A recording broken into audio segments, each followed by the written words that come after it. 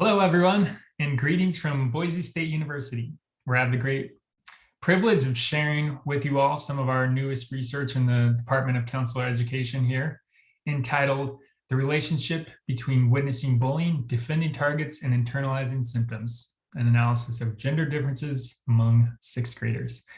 My name is Matt Peck. I am a current PhD student here in the program for Counselor Education and Supervision. I have a previous history working in a middle school setting and as a marriage and family therapist. Let me begin by telling you a little bit about why we're interested in this research that we're up to. In the US, about 1 out of 4 students report some form of bullying. In addition to that, 80% of students report being a bystander of bullying. The way we look at bystanders is that's either being a witness to bullying or a defender of bullying. Now, for both of those categories, prior research shows a trend in depression symptoms and anxiety. And when you look at this, gender differences start to emerge. Whereas female students are more likely to witness bullying and defend targets, whereas male students are more likely to experience depression and anxiety when defending. Still, no study to this point has looked at the differences of internalizing symptoms of witnessing bullying and defending against bullying, while looking at gender as a moderating factor. It's important to note too that this is all controlling for past acting as a bully, what we would call perpetration, or being a victim of a bullying. So these effects are all above and beyond those.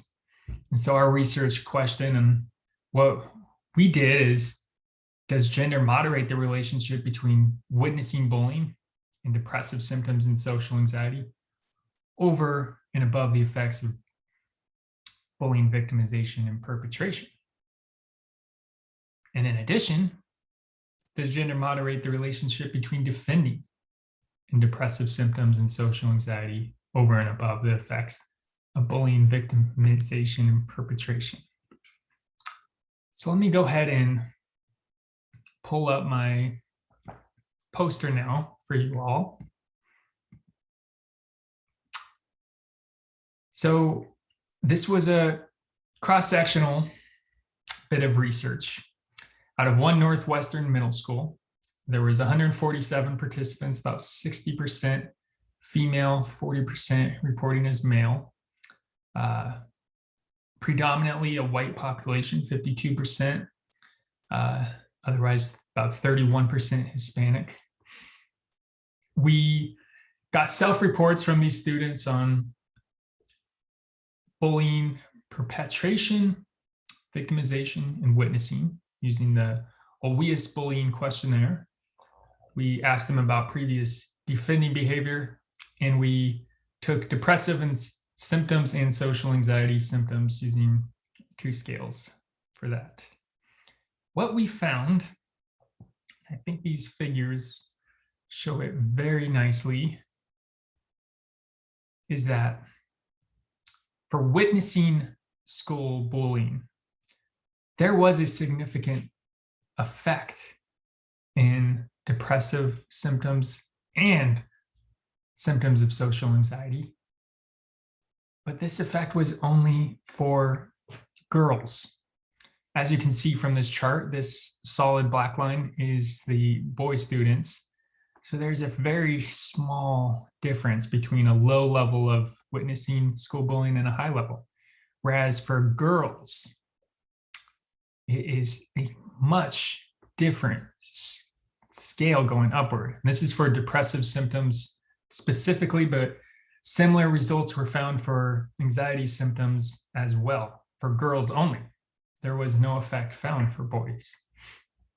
Whereas, on the contrary, when looking at defending behavior, for boys this time, there was a very high and significant effect from a low defending behavior to high in depressive symptoms, Whereas for girls, even though they're starting much higher, there's not much of a difference between level of defending behavior. Now, for social anxiety and defending behavior, there was no effect found. Now, I want to just take a moment here to close and talk about some of these implications, especially for middle school counselors and all school personnel that can benefit from this. First and foremost, I think a lot of research has gone into the bullying dynamic, that is victims of bullying and bullies themselves. But not much has looked into being a bystander of bullying. So I think it's first and foremost very important to realize that the effects of bullying don't only just trickle down to the targets, but also those who are witnessing and attempting to defend against bullying. And we see that in our study where these spikes of anxiety, social anxiety, and depression hit based on witnessing or defending behavior. And I think as our study demonstrates here, it's really important for school personnel as well to realize that gender differences do exist between male and female bystanders of bullying. Specifically for females, they appear to be more disposed to depressive and social anxiety symptoms when witnessing school bullying. Whereas for males, we don't see that same trend, but we see it instead when engaging in defending behavior against bullying. And in females, we do not see that trend. And so what's an important takeaway for all of you out in the field looking at this is that we need to utilize a plan that helps facilitate these gender differences and also protects against the negative mental health risks for bystanders of bullying. Now, what I propose is any school-based program that emphasizes a bystander component. This could be something such as KIVA, K-I-V-A, or the STACK program, Standalone Bullying Bystander Interventions, which is done right here out of BSU. Both of these can provide students with great education about bullying and equipping them with skills to reduce bullying and the mental health risks for bystanders.